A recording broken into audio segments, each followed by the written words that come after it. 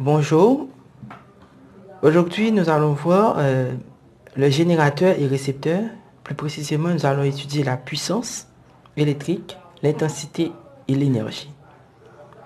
Tout d'abord, générateur et récepteur de courant. Un générateur. Un générateur de courant est un appareil qui fournit du courant électrique. Les piles, les batteries ou accumulateurs, les alternateurs, les groupes électrogènes sont des générateurs de courant électrique.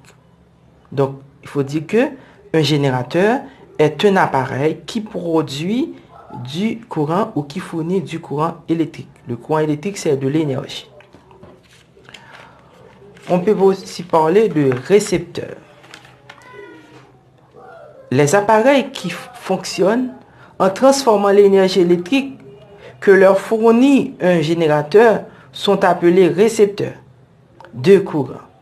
Les lampes, les réchauds électriques, les moteurs électriques, le fer à repasser, le générateur, le téléviseur, donc sont des récepteurs de courant. Donc, le récepteur est un appareil qui reçoit de l'énergie électrique et la transforme en une autre forme d'énergie. Donc, nous avons maintenant la puissance électrique. La puissance électrique, la puissance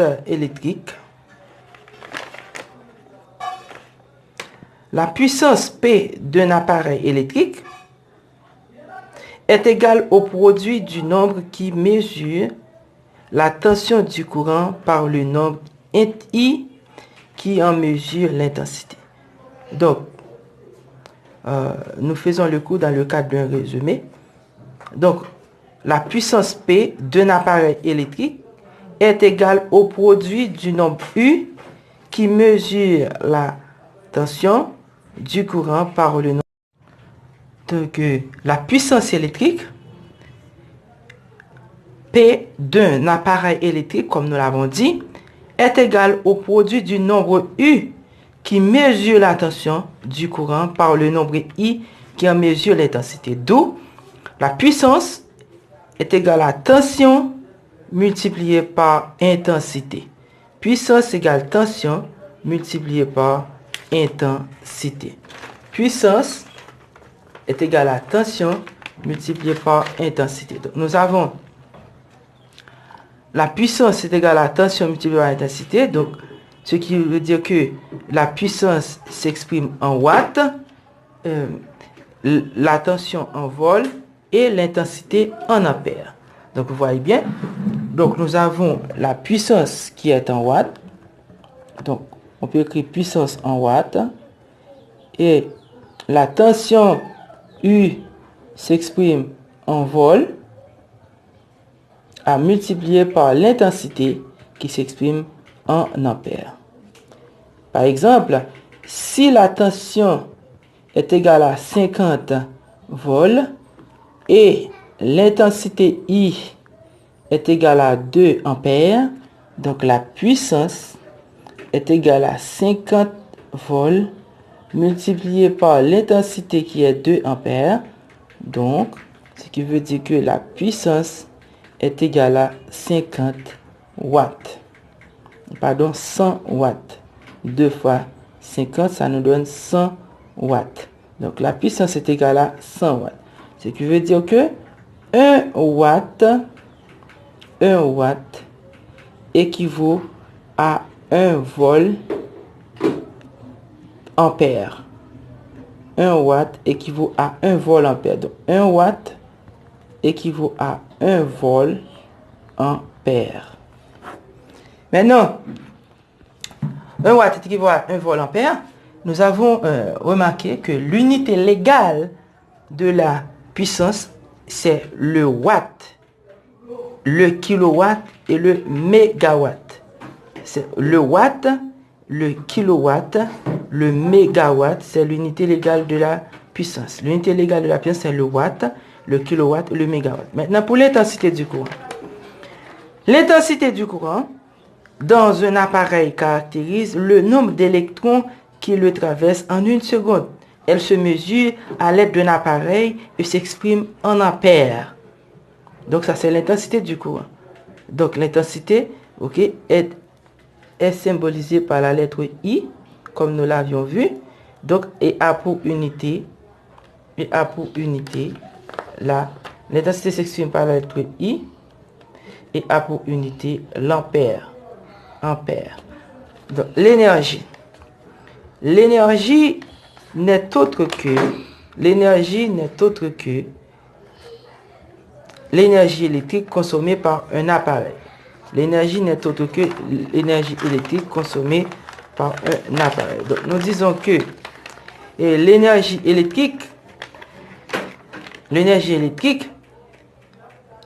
consommée par un appareil est égale au produit de sa puissance par la durée de son fonctionnement.